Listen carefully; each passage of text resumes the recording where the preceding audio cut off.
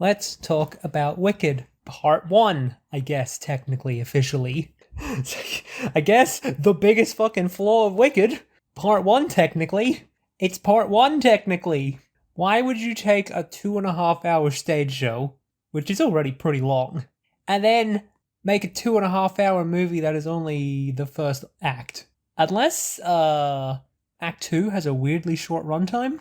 That's a 5 hour version of Wicked. 5 hours. Yeah, look, they definitely added a bunch of honestly pointless shit.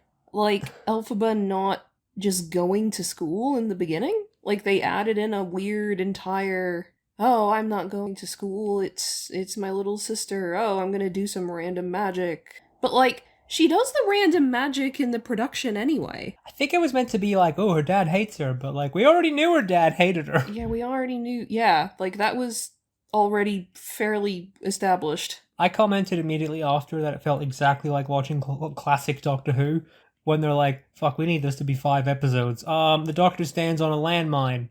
Okay, they disarm the landmine. Cool, that filled 5 minutes. That bit where they get in the balloon at the end when they're being chased, and then they close the roof and they just get back out of the balloon. Pointless time wasting. Oh, absolute. Also, the fucking shit with the goat and like his bit. Like, yeah. I don't really know why that needed to be like a weird secret meeting. Oh, hey, speaking of the goat, every celebrity was terrible, except for Ariana Grande, who was okay. Peter Dinklage, terrible.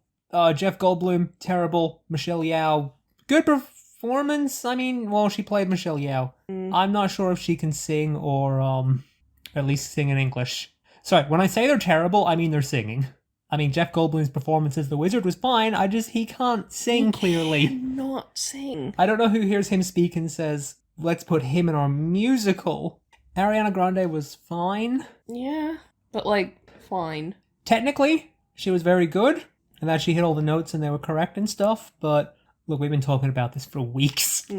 She does not have a lot of personality in her singing performance. Yeah, and I'm gonna go on this little my little rant. Better be a quick rant. About the rant that I've done several times to you already.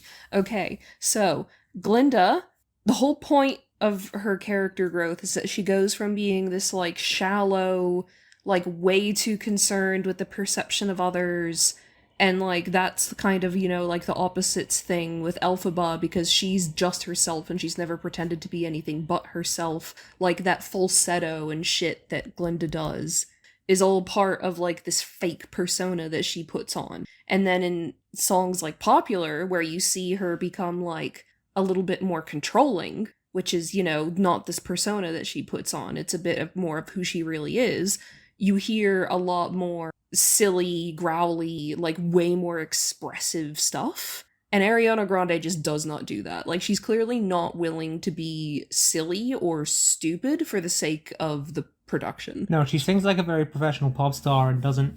I think her acting was okay, her dialogue acting, but her singing is a pop star recording like a professional piece. Yeah. Looked great, though. Oh, yeah, I loved the Art Nouveau stuff. That's great. Costumes are great, except for Elphaba's stupid glasses. I like that they did do... I like the split screen thing in Loathing. I like the big, stupid bookcase circle thing. I was worried... Dancing Through Life. Yeah, I was worried that all the chiffon and the costumes was going to piss me off, but they made it work. I like that they did things in the movie that you can only do in a movie, not in stage. Also, they fucked over Defying Gravity pretty bad. They basically made it 2 songs. However, that cape was fucking sick. Also, whoever's playing Elphaba, she was good. Whatever, she was good. It's just really stupid that there were, several minutes in the middle of Defying Gravity? Yeah, like, they clearly kept, like, trying to, like, ramp it up and then ramp it up, and then, like, fucking god, just play the fucking music. Just give everybody what they're here for. Like, you're not being clever, like, you're just dragging this out.